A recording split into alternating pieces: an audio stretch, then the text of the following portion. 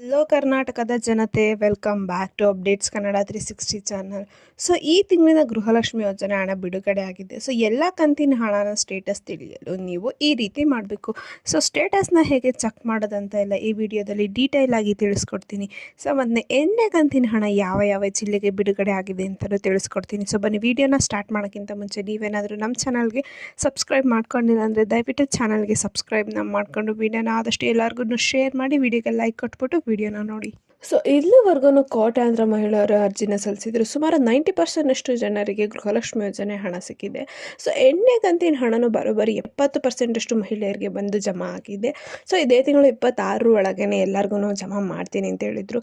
So ಇದ್ರ ಜೊತೆಗೇನೆ ಕೂಡ ಪೆಂಡಿಂಗ್ ಹಣನೂ ಜಮಾ ಮಾಡ್ತಿದ್ದಾರೆ. ಸೊ ಪೆಂಡಿಂಗ್ ಹಣನ ಪಡ್ಕೋಬೇಕು ಅಂದರೆ ನೀವೊಂದಿಷ್ಟು ಕೆಲವು ರೂಲ್ಸ್ಗಳನ್ನ ಫಾಲೋ ಮಾಡಬೇಕು. ಸೊ ಏನೇನಪ್ಪ ಅಂದರೆ, ಫಸ್ಟು ನೀವು ಆಧಾರ್ ಕಾರ್ಡ್ ಅಪ್ಡೇಟ್ನ ಮಾಡಿಸ್ಬೇಕು. 10 ವರ್ಷ ಹಳೆಯ ಆಧಾರ್ ಕಾರ್ಡ್ ಇದ್ದರೆ ಅದನ್ನು ಅಪ್ಡೇಟ್ನ ಮಾಡಿಸ್ಬೇಕು.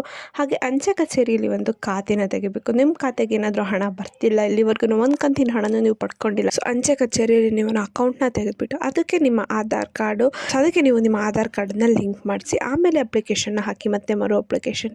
ಸೊ ಹಣ ಬರುವ ಎಲ್ಲ ಚಾನ್ಸಸ್ ಇದೆ. ಸೊ ಹನಿ ಗುಡಿದ್ರೆ ಹಳ್ಳ, ಈ ಗಾದೆನ ಒಬ್ಬರು ಮಹಿಳೆಯರು ಸತ್ಯ ಮಾಡಿದ್ದಾರೆ.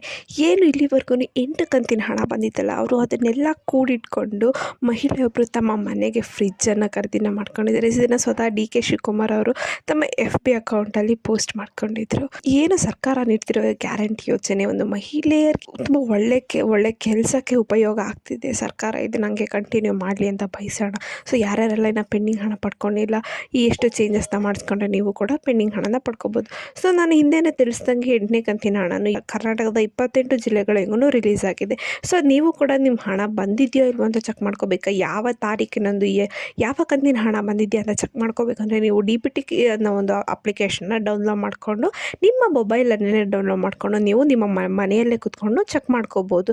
ಸೊ ನಾನು ಕೊನೆಯ ವಿಡಿಯೋದಲ್ಲಿ ತಿಳಿಸಿದ್ದೆ ಹೇಗೆ DBTನ ಇನ್ಸ್ಟಾಲ್ ಮಾಡಿಕೊಂಡು ಪಿನ್ನನ್ನು ಕ್ರಿಯೇಟ್ ಮಾಡಿಕೊಂಡು ನೀವು ನಿಮ್ಮ ಸ್ಟೇಟಸ್ನ ಚೆಕ್ ಮಾಡೋದು ಅಂತ. ಸೊ ಯಾರ್ಯಾರೆಲ್ಲ ವಿಡಿಯೋ ನೋಡಿಲ್ಲ ದಯವಿಟ್ಟು ವಿಡಿಯೋನ ನೋಡಿ, ನಿಮಗೆ ಗೊತ್ತಾಗುತ್ತೆ ಹೇಗೆ DBTನ ಇನ್ಸ್ಟಾಲ್ ಮಾಡಿಕೊಂಡು ಚೆಕ್ ಮಾಡೋದು ಸ್ಟೇಟಸ್ ಯಾವ ಕಂತಿನ ಹಣ ಬಂದಿದೆ ಅಂತ.